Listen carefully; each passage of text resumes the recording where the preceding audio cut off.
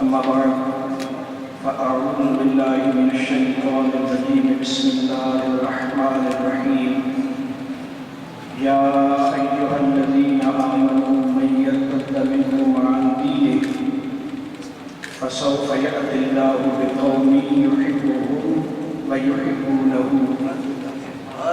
أذلة على المؤمنين أعزة على الكافرين يجاهدون في سبيل الله ولا يخافون لومة لائم ذلك فضل الله يؤتيه من يشاء والله واسع عليم صدق الله مولانا العلي العظيم وصدق رسوله النبي الأمين الكريم الرؤوف الرحيم ونحن على ذلك من الشاهدين والشاكرين والحمد لله رب العالمين.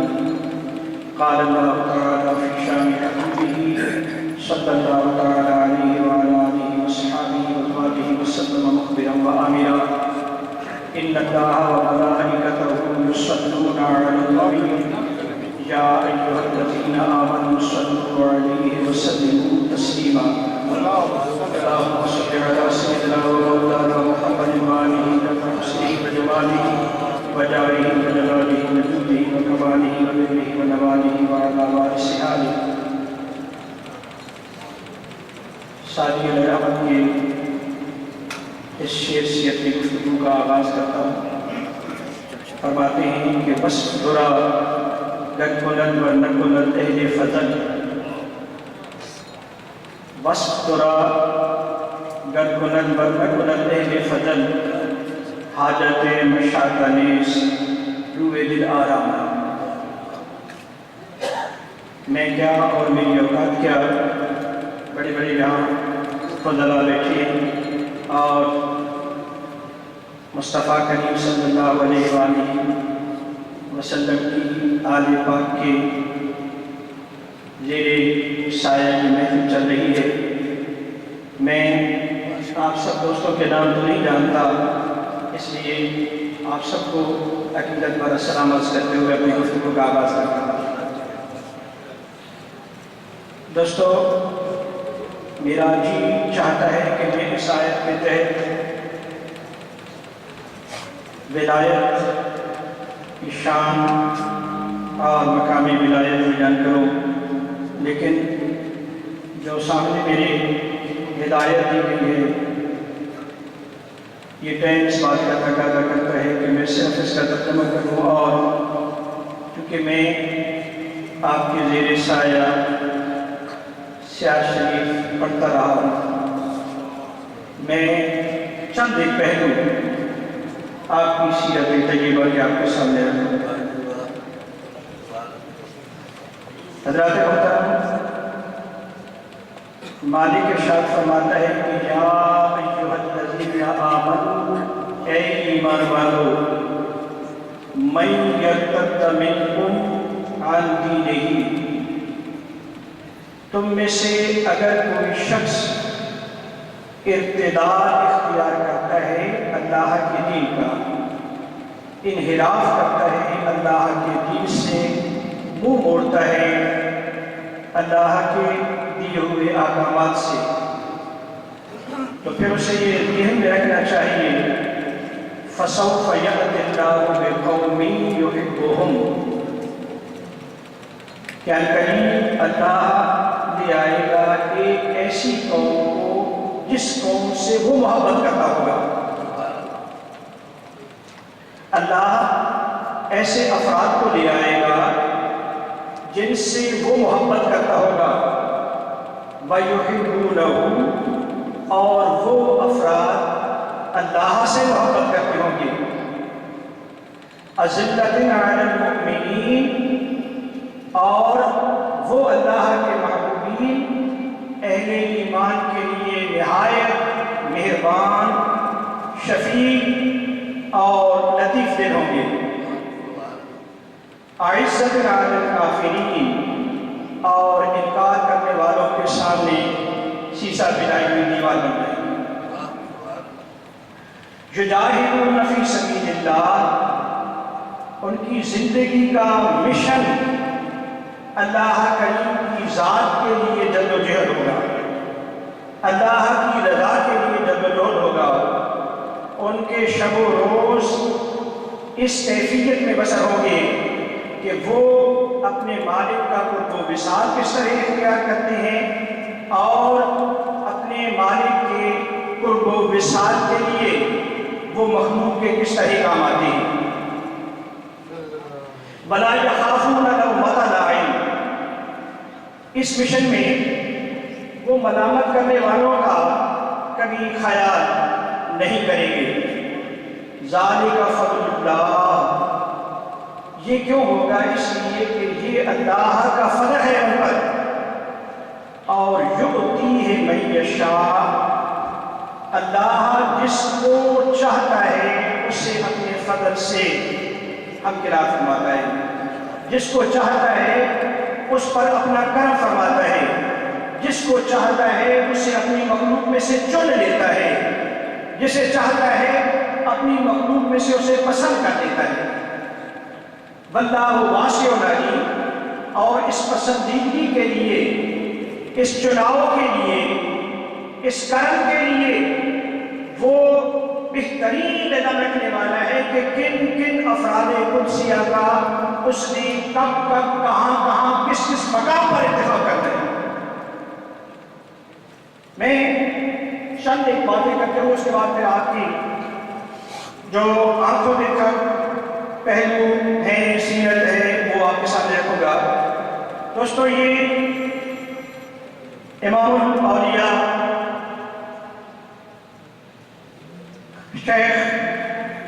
شیخ الاسلام والمسلمین حضرت خواجہ حافظ محمد قمر الدین صاحب سیالوی رحمۃ اللہ تعالی علیہ کی ذات سے محفل منسوب ہے، اس لیے اس وقت بھی ضرورت تھی ایسی شخصیات کی، اور اب بھی ضرورت ہے ایسی شخصیات کی۔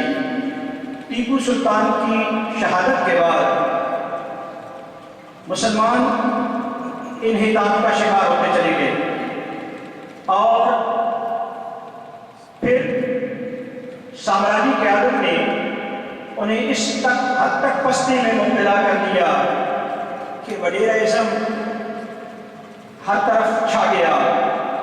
شاہ صاحب بتا رہے تھے کہ حکومت خضری، وہ حکومت کیا تھی؟ برکیف، ان کے نام ہی نہ رہے، نشان ہی نہ رہے، بس اگر نام ہے تو ان لوگوں کا ہے کہ جن کو اللہ کریم کی ذات نے ان خدمات کے لیے چن لیا۔ اس وقت ضرورت تھی ایک ایسے مرد کلندر کی جو علوم ظاہری سے بھی آراستہ ہو اور علوم باطنی سے بھی آراستہ ہو، جن کی شفقت ظاہری طور پر بھی لوگوں کے کام آئے اور جن کا پیار باطنی طور پر بھی مخلوق کے دلوں کو بدلتا چلا جائے۔ یہ شخصیت اور ان کے ساتھ ان کی رفاقت میں ایک اور شخصیت پنجاب سے اس مشن کو لے کر کے چلتی ہیں۔ یہ مشن ایسا مشن تھا کہ جس میں آپ کی ذات کو بڑی بڑی صعوبتیں، بڑی بڑی تکلیفیں پہنچائی گئی، خالی دھمکیاں نہیں دی گئی۔ 24 گھنٹے ہاتھوں سے باندھ کر کے، زنجیروں کے ساتھ دونوں طرف باندھ کر کے ایسی جگہ پر رکھا گیا جہاں گھٹنوں تک غلاظتیں تھی کہ کمر کو یہاں نہ رکوع کرنے کا موقع ملے اور نہ ہی سجدہ کرنے کا موقع ملے، لیکن جو دل محبت آشنا ہو، جن دلوں میں اللہ کی ذات بس رہی ہو، اور جو دل اللہ کریم کی ذات نے اپنی خدمت کے لیے اور اپنی مخلوق کے چن لیے ہوں، وہ جھکنے کو کہاں رکتے ہیں اور کون سی چیز ان کے راستے میں رکاوٹ بن سکتی ہے؟ آپ نے 24 گھنٹے ایک وضو کے ساتھ گزارے اور وہیں کھڑے کھڑے اپنی نمازیں ادا کی، نماز تہجد ادا کی۔ حضرات محترم، یہ واقعات بڑے عجیب و غریب قسم کے دل ہلا دینے والی ہیں۔ یہ ایک ایسی کڑی تھی جس کو میں نے تھوڑا سا بیان کرنے کے بعد میں ایسا نہیں چاہتا ہوں کہ حضور قبلہ شیخ الاسلام اور مسلمین کی شفقتوں کو لوگوں کے سامنے رکھا جائے۔ یہ وہ جو مفتی صاحب بیان فرما رہے تھے کہ آپ ایک یونٹ کے کمانڈر بھی تھے۔ حقیقت یہ ہے کہ اللہ کریم کی ذات نے اس وقت پورے مسلمانوں کا آپ کو کمانڈر بنایا تھا اور قبر میں لیٹے ہوئے اب بھی وہ کمان کر رہے ہیں۔ حقیقت یہ ہے کہ سیال شریف کی حدود میں داخل ہوتے ہی پتہ چلتا ہے کہ ہم کہاں آ گئے ہیں، اور پھر جب تک ان حدود میں رہتے ہیں دل کی کیفیت ہے کہ سمجھنے کو نہیں آتی۔ میں ابھی ادھر آتے ہوئے ہو کر آیا اور شہزاد صاحب نے امیر شریعت سے عرض کرنے کے لیے بھی کہا تھا، اس سے پہلے بھی کہا تھا، پھر بھی کہا کہ آپ ہماری طرف سے آپ کو عرض کریں کہ آپ نیو یارک تشریف لے آئیں۔ تو آپ مسکرائے اور مسکرا کر کے کہا کہ میں ان پیروں میں سے نہیں جو مریدوں کے پیچھے دوڑتے ہیں۔ مجھے پیر سیال کے قدموں سے باہر جانے کی فرصت ہی نہیں ملتی۔ اگر میں یہاں سے اٹھوں گا تو توسہ شریف کا رخ کروں گا، نیو یارک کا کیوں رخ کروں گا؟ میری طرف سے انہیں معذرت کر دیجیے گا اور کہیے گا کہ حمید الدین وہاں آنے سے قاصر ہے۔ اور پھر ساتھ ہی ارشاد فرمایا کہ دیکھ لو میرے اتنے آپریشن ہوئے ہیں، مجھے لوگوں نے بہت کہا کہ آپ لندن چلے جائیں، آپ امریکہ چلے جائیں، وہاں جا کر کے علاج کرائیں، لیکن میں تو یہ بھی پسند نہیں کرتا ہوں کہ ان کی ہوا میرے وجود کو چھوئے۔ یہ وہ محبتیں حضور قبلہ شیخ الاسلام بتا گئے۔ جب حضرت خواجہ خان محمد صاحب رحمۃ اللہ تعالیٰ علیہ کا وصال ہوا، ہم اس وقت نہیں تھے، آپ کی آنکھیں تھیں جو تھمتی نہیں تھیں۔ آپ فرمایا کرتے تھے کہ میری روح خواجہ صاحب لے گئی ہے، میرا وجود آپ لوگوں کے سامنے چلتا پھر رہا ہے، نہ جانے کب اس میں سکون آ جائے۔ پیر و مرید میں محمد کا یہ عادت تھا کہ اگر 2 ہفتوں کے اندر آپ توسہ شریف کا چکر نہ لگاتے تو خواجہ خان محمد صاحب سیال شریف پہنچے ہوئے ہوتے، اور اگر وہ بھی اپنے اس مرید سے تھوڑے سے بے خبر ہوتے تو یہ مرید وہاں پہنچا ہوا ہوتا۔ یہ اپنے شیخ سے محبت کا عالم تھا، لوگوں سے محبت کا یہ عالم تھا کہ آپ ہم میں آ کر کے ہر جمعرات کو بیٹھتے۔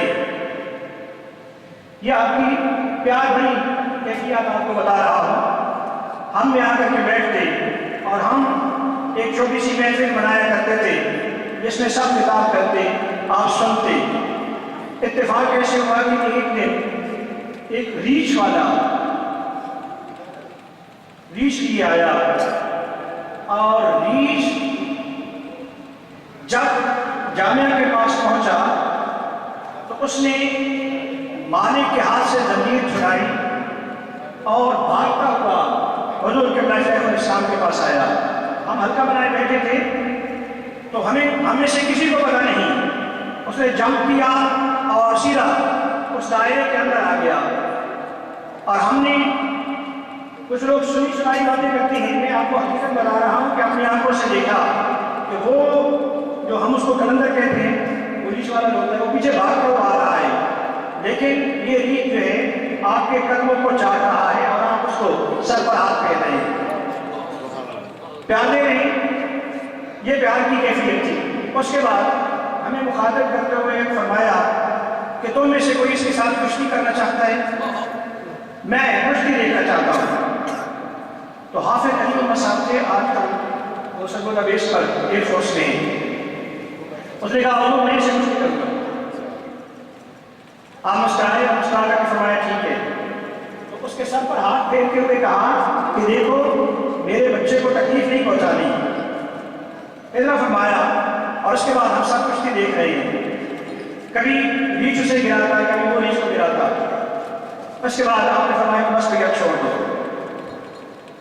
اس کے بعد حافظ علی کے وجود پر تھوڑی سی خراشیں آ گئی تھی۔ آپ نے جیب میں ہاتھ ڈالا اور 1000 روپیہ، اس وقت آپ کو بتا رہا ہوں یہ 71 کی بات ہے، جیب سے نکالا اور حافظ علی کو دیا کہ بھئی یہ کھاؤ پیو، اور روزانہ کے لیے 1 کلو دودھ آپ کے گھر سے حافظ علی کے لیے آیا کرتا تھا۔ یہ پیار اور محبت کا عالم تھا۔ مدینہ منورہ کی بات ہو رہی تھی تو مجھے بھی درویش ہدایت اللہ کا مہمان بننے کا اتفاق ہوا۔ آپ کی رہائش درویش ہدایت اللہ صاحب کے پاس ہوتی تھی، اور یہ مسجد نبوی میں دنیا کمپنی کے انچارج تھے۔ اب جب میں گیا ہوں اس سال، میں نے بہت ڈھونڈا، ہدایت اللہ صاحب سے ملاقات نہیں ہوئی۔ جب میں 91 میں گیا تھا اس وقت بھی ملاقات ہوئی تھی، اور جب 87 میں گیا تھا اس وقت بھی ملاقات ہوئی تھی۔ میں 87 میں بھی ان کا مہمان بنا اور 91 میں بھی ان کا مہمان بنا۔ انہوں نے محبت بھرے اطالات کو بتا رہا ہوں کہ آپ صلی اللہ علیہ وآلہ وسلم کی وہاں خدمات کیا ہوتی تھی صحابہ کرام کے لیے، اور پھر شیخ الاسلام والمسلمین وہاں کیا خدمات انجام دیتے تھے اپنے ایمان میں جرا پیدا کرنے کے لیے۔ تو درویش ہدایت اللہ صاحب نے ایک اسپیشل وردی رکھی ہوئی تھی جو حضور قبلہ شیخ الاسلام والمسلمین رات کو پہن کر کے، یہ دلہ کمپنی کی وردی تھی، یہ پہن کر کے ان خدام کے ساتھ مسجد نبوی کی اپنے ہاتھوں سے صفائی کیا کرتے تھے۔ اب تو بڑی وسیع ہوگی مسجد نبوی، اس وقت کی مسجد نبوی جب شیلٹر تھے باہر لگے ہوئے اور مسجد نبوی بند ہو جاتی تھی، تو یہ مسجد نبوی تقریباً 10:30 11 بجے بند ہو جاتی تھی، اور پھر نماز تہجد کے لیے کھل جاتی۔ ساری صفیں لپیٹ کر کے خدام جو ہیں وہ اس کی صفائی کرتے۔ تو حضور کے شیخ الاسلام جتنے دن مدینہ منورہ رہتے، درویش ہدایت اللہ بتاتے ہیں کہ یہ ہمارے ساتھ مل کر کے مسجد نبوی کی صفائی کیا کرتے۔ یہ آپ کی مدینہ منورہ میں حاضری کی امتیازیت تھی۔ اسی طرح ہم نے دیکھا کہ آپ نے کبھی مصطفیٰ کریم صلی اللہ علیہ وسلم کا نام نامی اس کی گرامی زبان پر بے باکی سے نہیں آیا تھا، کبھی بھی۔ بڑا عرصہ وہاں ہم پڑھتے رہے، جب بھی آپ نام لیتے تو 1.5 سے 2 منٹ تک سکتہ طاری ہو جاتا، پورا وجود لرز رہا ہوتا تھا، اور اس کے بعد بڑی مشکل سے نام لیتے۔ ساری بات میں جامع مسجد میں میلاد النبی کا جلسہ تھا، آپ خطاب فرما رہے تھے تو آپ کو نام لینا پڑا۔ آپ جب بھی مصطفیٰ کریم صلی اللہ علیہ وآلہ وسلم کی ذات کے بارے میں بات کرتے تو ارشاد فرماتے کہ اللہ کے محبوب صلی اللہ علیہ وسلم نے یہ ارشاد فرمایا، مصطفیٰ کریم صلی اللہ علیہ وسلم نے یہ ارشاد فرمایا، رحمت للعالمین صلی اللہ علیہ وسلم نے یہ ارشاد فرمایا، نبی رحمت نے یہ ارشاد فرمایا۔ جو ان القاب سے آپ صلی اللہ علیہ وآلہ وسلم کی تعریف فرماتے، لیکن جب یہاں نام لینا پڑا تو آپ کی ساری گفتگو رک گئی، آپ کی ساری گفتگو رک گئی، تقریباً 1.5 سے 2 منٹ سکتہ طاری رہا، اور بڑی مشکل سے آپ کا پورا وجود لرز رہا تھا۔ دوسرے دن میں نے عرض کی کہ حضور، ہم نماز میں بھی آپ کو دیکھتے ہیں جب آپ درود شریف پڑھنے لگتے ہیں تو آپ کو پورا وجود کام رہا ہوتا ہے، اس کی کوئی خاص وجہ؟ تو آپ کی آنکھوں میں آنسو آ گئے۔ بیٹھے ہوئے تھے آپ اپنے کمرے میں، سب لوگ بیٹھے ہوئے تھے، ہم بھی بیٹھے ہوئے تھے، نیاز حاصل کر رہے تھے۔ تو آپ نے فرمایا کہ مولانا، چھوٹے سے چھوٹے طالب علموں کو بھی مولانا کہہ کر کے آپ فرمایا کرتے تھے۔ آپ نے فرمایا کہ مولانا بات یہ ہے کہ عارف علمی علیہ رحمت کو آپ نے پڑھا ہے نا، وہ فرمایا